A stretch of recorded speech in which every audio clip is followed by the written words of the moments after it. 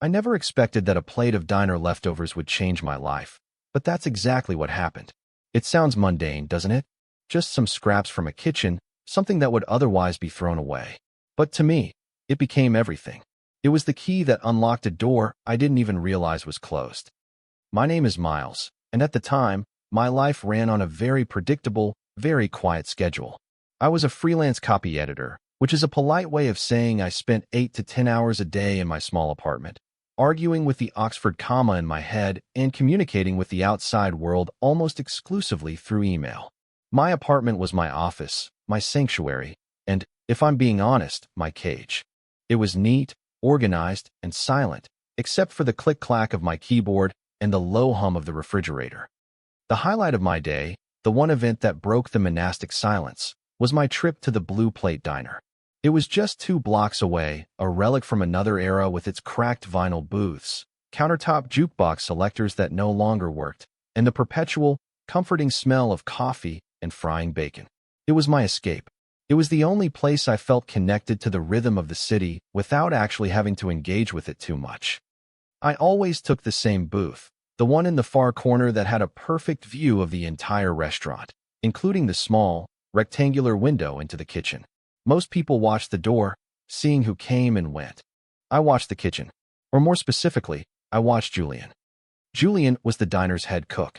He moved with a practiced, almost violent grace in the cramped space behind the counter. He was a whirlwind of motion, flipping pancakes, plating burgers, and calling out orders in a low, rumbling voice that could cut through the diner's chatter.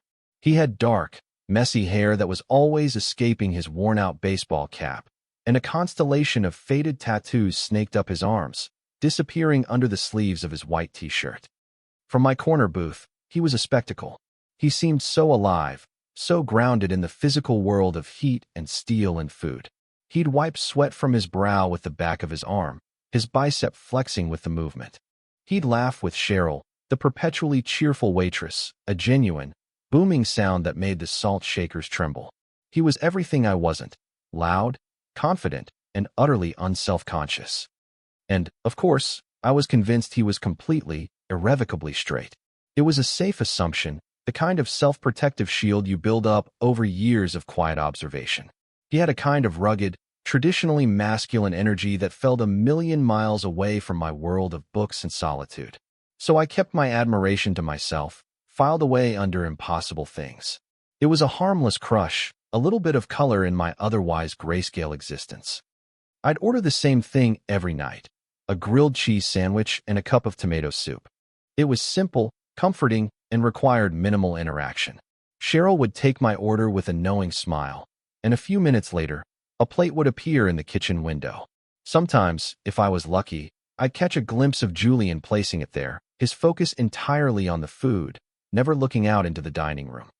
This was my routine, day in, day out. Wake up, work, diner, sleep. A flat, even line of existence. I wasn't unhappy, not exactly, but I was lonely, in a way that had become so familiar it felt like a part of my own skin. I had accepted it as the price of my quiet, orderly life. I didn't expect it to change. I certainly didn't expect the change to begin with the sound of a soft knock on my apartment door late one Tuesday night. The inciting incident, when it came, wasn't dramatic. There was no fire, no emergency, no citywide blackout that forced us together. It was something far smaller, far quieter. It was about food, which, when I think about it, makes perfect sense. Food was Julian's world. I just never imagined he would bring that world to me. It was a particularly grueling Tuesday. I'd been wrestling with a horribly written manuscript all day and had skipped my usual trip to the diner, opting instead to power through with stale crackers and the last dregs of my coffee. By 10 o'clock, my brain was fried and my stomach was staging a protest. I was just about to give up and make some toast when I heard it. A soft, hesitant knock on my door. Nobody ever knocked on my door. Packages were left in the lobby, and my landlord only ever communicated via text. For a moment, I was certain I had imagined it. But then it came again, a little firmer this time. I peered through the peephole, my heart thumping with a weird mix of anxiety and curiosity, and my breath caught in my throat. It was Julian. He was standing in the dimly lit hallway of my apartment building, still in his work clothes, a faded gray t-shirt and jeans.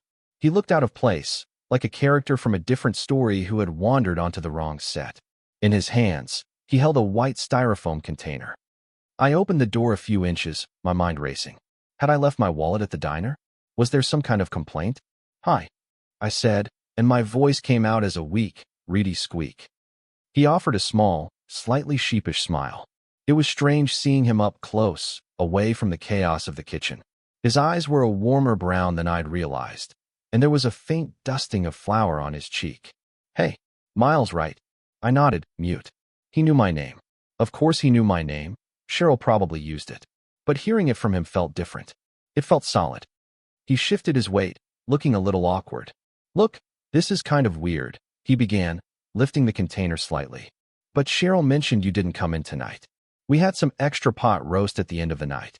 It was just going to get thrown out. Figured you might, want it." I stared at the container, then back at his face. My brain was struggling to process the situation. The cook from the diner was at my door, with a peace offering of pot roast. It was the most unexpected thing that had happened to me in years. "Oh," I said, which felt profoundly inadequate. "Wow, you didn't have to do that." "It's nothing," he said, shrugging, but he didn't quite meet my eyes. "Waste not, want not, or whatever. My grandma used to say that." He held the container out to me. "Anyway, here. It's still warm." My fingers brushed against his as I took the box. His skin was warm and slightly calloused, a jolt of electricity against my own. I pulled my hand back as if I'd been burned. "Thank you," I managed to say. "Seriously, this is really nice of you." "No problem," he said, jamming his hands into his pockets. "Well, I should get going." He gave me one last, quick smile and turned, heading back down the hall. I stood in the doorway, holding a box of warm pot roast, and watched him go. I closed the door and leaned against it, my heart still hammering. I opened the container. The rich, savory scent of slow-cooked beef and gravy filled my small kitchen. It smelled like care. It smelled like a home I'd never quite had. That night, I ate the best meal I'd had in months, sitting at my small table, feeling a strange and unfamiliar warmth spread through my chest that had nothing to do with the food. It was the beginning of the disruption, the first crack in the quiet, predictable surface of my life. That first delivery wasn't a one-time thing. 2 nights later, there was another knock. This time, it was a container of shepherd's pie, topped with perfectly brown mashed potatoes. "Had a bit left over," Julian said with that same shy smile, a stark contrast to the confident commander of the kitchen I was used to watching. The next week, it was chicken and dumplings. Then beef stew.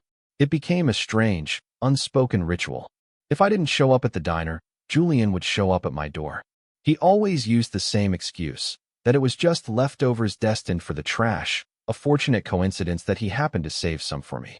I knew, on some level, that a busy diner probably didn't have this many perfectly portioned, delicious leftovers every other night. But I didn't question it. I was too caught up in the simple, breathtaking fact that he was thinking of me. Our hallway conversations started to stretch longer. We moved past the initial awkwardness of the food handoff and into the territory of actual talk. I learned that he lived just 1 floor above me, in apartment 4B. We'd been living in the same building for over a year and had never crossed paths. It felt like a detail from a movie, a piece of serendipity that was both absurd and wonderful. "So, what is it you do in there all day?" he asked one night, gesturing with his head toward my apartment door. "Cheryl says you're some kind of writer." "I'm an editor," I corrected gently. "I mostly just fix other people's writing. It's not very exciting." "Sounds better than getting splattered with grease for 10 hours, he countered with a laugh. "You must be good at it, to be able to work from home like that." I felt a blush creep up my neck. It was a simple compliment, but it landed with surprising weight. "I get by," I said with a shrug. "What about you? Have you always been a cook?" And that's when I saw it. The first real crack in his confident, diner cook facade. His expression softened, and a different kind of light came into his eyes. "Nah," he said, looking down at his worn-out sneakers. "I mean, yeah, I've always cooked. But this is just a job. Someday, I want to have my own place. Something small, not a greasy spoon. You know, real food. Food that takes time." He started talking about culinary school, about a chef he admired in France, about the complex chemistry of building flavors. His voice, usually so low and practical, took on a new energy, a passionate cadence that was mesmerizing. He was describing a dream, a secret ambition that he clearly didn't share with many people. He was showing me a part of himself that existed beyond the heat lamps and the order bell of the Blue Plate diner. It was in that moment, standing in my dingy apartment hallway, that my harmless crush began to morph into something deeper, something more complicated and hopeful. He wasn't just the hot, unattainable cook anymore. He was Julian, a man with dreams and a hidden vulnerability, who brought me food because he worried I wasn't eating. One rainy Friday, he brought me a container of macaroni and cheese. It wasn't the kind from a box, but a rich, baked version with a crispy breadcrumb topping. "This is incredible," I said after the first bite, which I took right there in the doorway with a fork from my kitchen. He beamed, a wide, genuine smile that lit up his whole face. "It's the Gruyere," he said, leaning against the doorframe. "And a little bit of nutmeg. That's the secret." He was so close I could smell the rain on his jacket and the faint, lingering scent of garlic from the kitchen. As I went to take the container from him, my hand accidentally brushed against his. It was the briefest of contacts, skin against skin, but it felt like it lasted for an eternity. I saw his eyes flicker down to our hands, and then back up to my face. The air in the hallway suddenly felt thick, charged with an unspoken energy. Neither of us pulled away for a second too long. "Sorry," I mumbled, finally taking the container and retreating a step. "Don't be," he said, his voice a little softer than usual. He cleared his throat and stood up straight. "Well, enjoy the mac and cheese." He left, and I closed the door, my entire body buzzing from that tiny, insignificant touch. It was a small moment, the kind that could easily mean nothing at all. But in the quiet world of my apartment, it meant everything. It felt like a promise, a question, and an answer all at once. And it filled me with a terrifying, exhilarating hope. The turning point arrived on a Wednesday. It had been a long, miserable day. A big project had gone south, requiring me to work for 12 straight hours, and a pounding headache had settled in behind my eyes. I hadn't eaten a thing since morning. I was just about to crawl into bed and admit defeat when I heard the familiar, gentle knock. When I opened the door, Julian was there, but he looked different. He seemed tired, a little more subdued than usual. He held out a container. "Hey," he said quietly. "Made something a little different tonight. Thought you might like it." I took the box and opened it. Inside, nestled on a bed of rice, were pieces of chicken coated in a gleaming, dark sauce, sprinkled with sesame seeds and finely chopped scallions. It smelled amazing, a mix of savory soy, ginger, and something sweet. It looked nothing like the food from the diner. This was something else entirely. This was personal. "Julian, this looks incredible," I breathed, my exhaustion momentarily forgotten. "This can't possibly be leftovers." He gave a small, weary smile and ran a hand through his hair. "Let's just say it was a slow night. I had time to experiment." He leaned against the doorframe, watching me. "You going to eat it, or just stare at it?" I laughed, feeling a little flustered. "Right. Sorry." I turned to head to the kitchen to get a fork, but his voice stopped me. "Wait." I turned back around. He had stepped just inside my apartment, letting the door swing shut behind him. The space, which had always felt so empty, suddenly felt very small, very full. He reached into the container and picked up a piece of the chicken with his fingers. My heart stopped. Literally, I think it just ceased to beat for a second. He looked at me, his brown eyes dark and serious in the low light of my entryway. "Just try it," he said, his voice barely a whisper. "Tell me what you think." He held his hand out, the piece of chicken held between his thumb and forefinger. It was an offering, an act of such profound and unexpected intimacy that I couldn't breathe. My mind was screaming, "This isn't normal. This is something else. This is a line being crossed." Slowly, as if in a trance, I leaned forward. I opened my mouth, and he gently placed the food inside. The chicken was tender and bursting with flavor, a perfect balance of sweet and savory. But I could barely taste it. All I could feel was the ghost of his fingers against my lips, a fleeting, electric touch that sent a shockwave straight through my entire body. I closed my eyes for a moment, just to process the sensation. When I opened them, he was still standing there, his hand hovering in the air between us. His gaze was intense, searching. He was watching for my reaction, and not just to the food. The air was so thick with unspoken things, it was a wonder we weren't suffocating. I swallowed, trying to find my voice. It's perfect. A slow smile spread across his face, but it didn't quite reach his eyes. There was something else there, something vulnerable, something questioning. He slowly lowered his hand. Good, he said softly. I'm glad. He didn't move to leave. He just stood there, a foot inside my apartment, and we looked at each other in a silence that was louder than any conversation we'd ever had. The simple act of him feeding me, that one small gesture, had changed everything.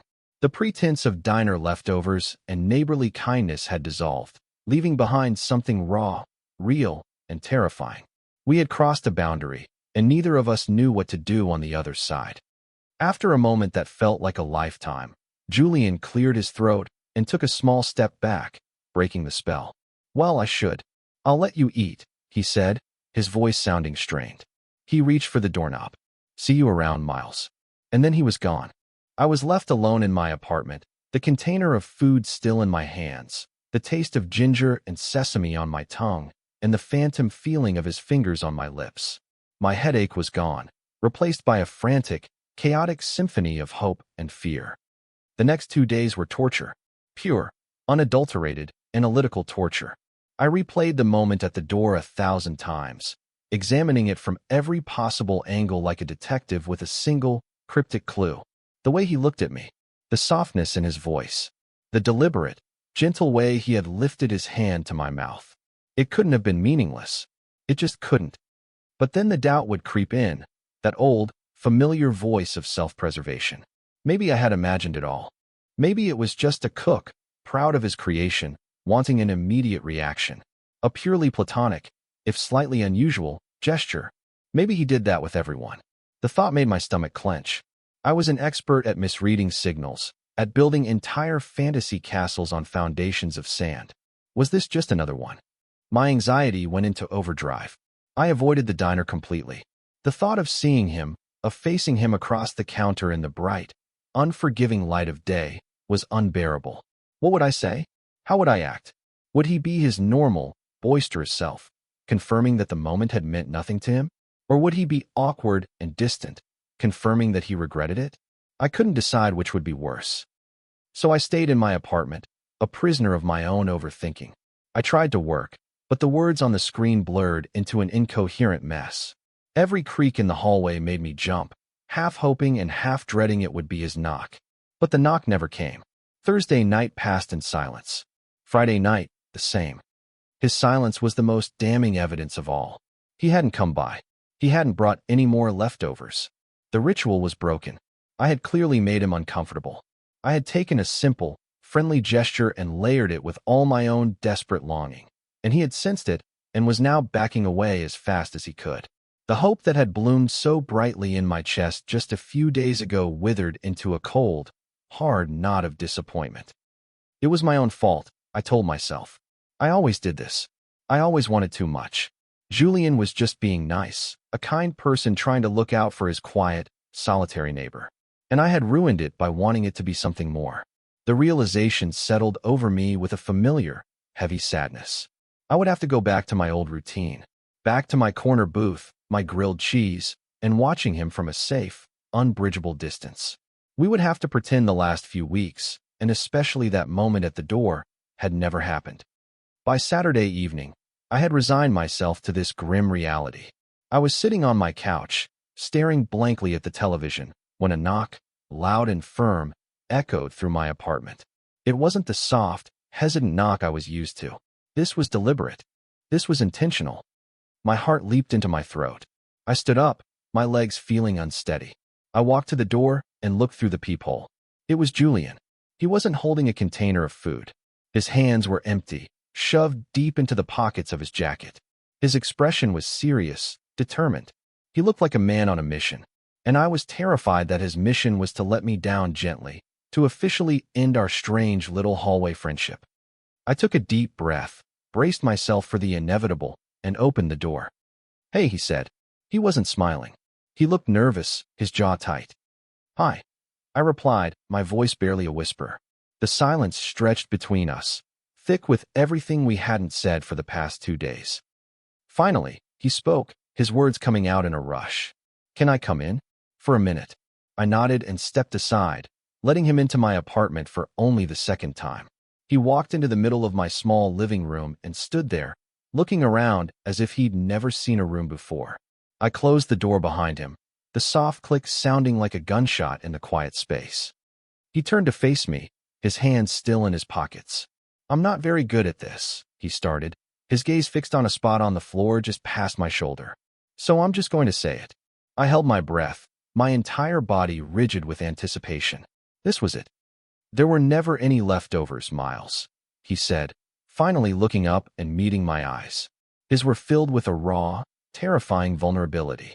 "I lied. Every single time. I made all of it for you. After my shift, I cooked a whole separate meal, just for you." The world tilted on its axis. My carefully constructed narrative of rejection and misinterpretation shattered into a million pieces. "What?" I breathed. "I saw you," he continued, taking a hesitant step closer. "I'd see you in that corner booth every night. You were always alone, always reading. And, I don't know, I wanted to talk to you. But I'm an idiot in the diner.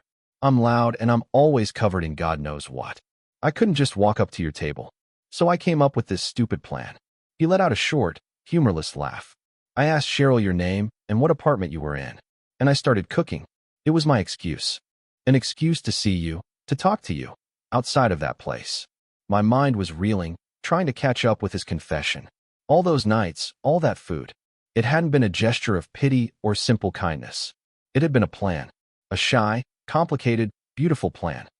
"The other night," he said, his voice dropping lower, when I fed you. That wasn't part of the plan. I just did it. And then I panicked. I thought I'd freaked you out. I thought I'd crossed a line and you hated it, which is why I stayed away." "I didn't hate it," I said, and the words came out stronger and clearer than I expected. "Julian, I thought you hated it. I thought I was the one who made it weird." A look of profound relief washed over his face. "Really? Really?" I confirmed, a smile finally breaking through my shock. "I've been going crazy for 2 days thinking I completely misread everything." He closed the remaining distance between us, so we were standing just inches apart. He reached out, his hand hesitating for a moment before he gently cupped my cheek. His palm was warm against my skin. "So you didn't misread it?" he asked, his voice thick with emotion. "No," I whispered, leaning into his touch. "I don't think so." "Good," he murmured. And then he leaned in and kissed me. It wasn't like the touch of his fingers, fleeting and electric. This was certain. It was a kiss that was both a question and a definitive answer.